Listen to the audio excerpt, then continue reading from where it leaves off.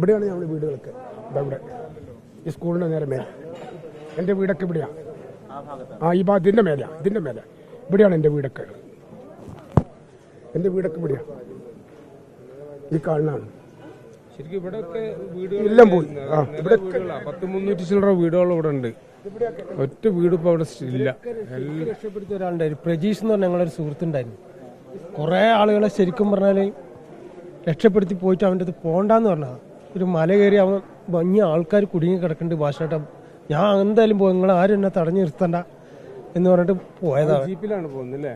അവൻ വണ്ടി എടുത്ത് കുറേ ആൾക്കാരെ അക്കരെ കടത്തി. പിന്നെ അവൻ ഒറ്റയ്ക്ക് തെറ്റായിട്ടും ഇഷ്ടംപോലെ ആൾക്കാരെ കഴിച്ചിലാക്കിയിട്ട് പിന്നെ അവസാനത്തെ മൂന്നാമത്തെ ചൂരമല പാലത്തിലേക്ക് എത്താൻ പറ്റിയില്ല. ചൂരമലക്ക് വരാൻ കുറേ പേരെ രക്ഷപ്പെടുത്താൻ വേണ്ടിയിട്ട് വണ്ടി കൊണ്ട് വരിക. പക്ഷേ അതിന് മുന്നേ വണ്ടി അടക്കം അവനെ എടുത്തുകൊണ്ട് വരിക. പേരെന്താ? പ്രജീഷ്.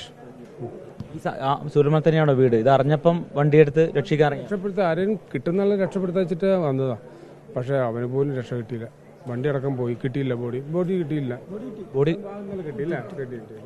കിട്ടി ഞങ്ങൾ ദഹിപ്പിച്ചതാ ശ്മശാനത്ത് വെച്ച് മേപ്പാടി. നമ്മളെ കൂട്ടത്തിൽ നിന്ന് വിട്ടുപോയാൽ അവൻ രക്ഷപ്പെട്ടില്ല. ഭയങ്കര സഹായിയാണ് പ്രജീഷ്. എല്ലാവർക്കും ഭയങ്കര ഗുണമുള്ള പയ്യനാണ്. പ്രജീഷിന്റെ കുടുംബമൊക്കെ സേഫ്റ്റിയാണ്. ഇവനല്ലേ രക്ഷപ്പെടുത്താൻ ഇറങ്ങിയത്. മറ്റൊരൊക്കെ സേഫ്റ്റി ആക്കിയിട്ട് പിന്നെ ഇറങ്ങിയതാണല്ലോ.